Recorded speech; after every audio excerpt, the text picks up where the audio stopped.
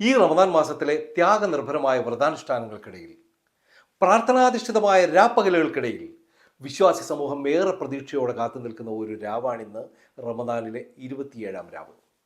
27-ാം രാവിന് എന്താണ് പ്രത്യേകതയെന്ന് ചരിത്രാധ്യാപനങ്ങളിലൂടെയും കേട്ടുകേൾവികളിലൂടെയും ഒക്കെ നാം ഏവരും സുപരിചിതരാണ്. ഇന്നാ അൻസൽനാഹു ഫീ ലൈലത്തുൽ ഖദർ വമാ അദ്റാക മാ ലൈലത്തുൽ ഖദർ ലൈലത്തുൽ ഖദ്രി ഖൈറും മിൻ അൽഫി ശഹർ തനസ്സലുൽ മലായികതു വറൂഹു ഫീഹാ ബിഇദ്നി റബ്ബിഹിം മിൻ കുല്ലി അംർ സലാമുൻ ഹിയ ഹത്താ മത്ലഇൽ ഫജ്ർ.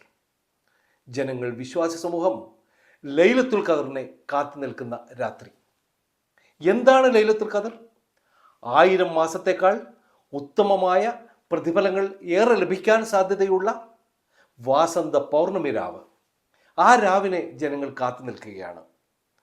യഥാർത്ഥത്തിൽ ലൈലത്തുൽ ഖദർ ഏത് ദിവസം എന്ന കാര്യത്തിൽ കൃത്യമായ ഒരു സൂചനകളിൽ തന്നിട്ടില്ല എങ്കിലും അവസാനത്തെ 10 ഒറ്റയിട്ട ദിവസങ്ങൾ, വിശിഷ്യ 27-ാം രാവ് എന്നൊക്കെ പറഞ്ഞിട്ടുണ്ട്.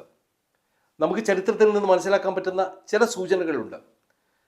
പ്രവാചകന് കൃത്യമായ അറിയിപ്പ് കിട്ടിയിരുന്നത്രേ.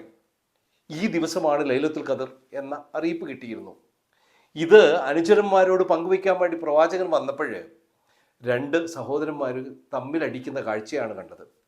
പ്രവാചകൻ ശ്രദ്ധ ഈ കലപിലയിലേക്ക് മാറിപ്പോവുകയും പറയാൻ വന്ന ആ ദിവസം മറന്നുപോവുകയും ചെയ്തു എന്നാണ് ചരിത്രങ്ങളിൽ രേഖപ്പെടുത്തിയിരിക്കുന്നത്. അതുകൊണ്ട് 27-ാം രാവ് എന്ന ഈ ഒരു ദിവസത്തിൻ്റെ പ്രത്യേകത, ലൈലത്തുൽ ഖദറിന് ഏറെ സാധ്യതയുള്ള ഈ ദിവസം അതെല്ലാവർക്കും പുണ്യം ലഭിക്കുന്ന മഹത്തായ ഒരവസരമായി മാറട്ടെ. എല്ലാവർക്കും അതിനുള്ള എല്ലാ ഫലങ്ങളും ലഭിക്കാനുള്ള ഒരു രാവായി ഈ രാവ് മാറി വരട്ടെ എന്ന് ആത്മാർത്ഥമായി പ്രാർത്ഥിക്കുകയാണ്.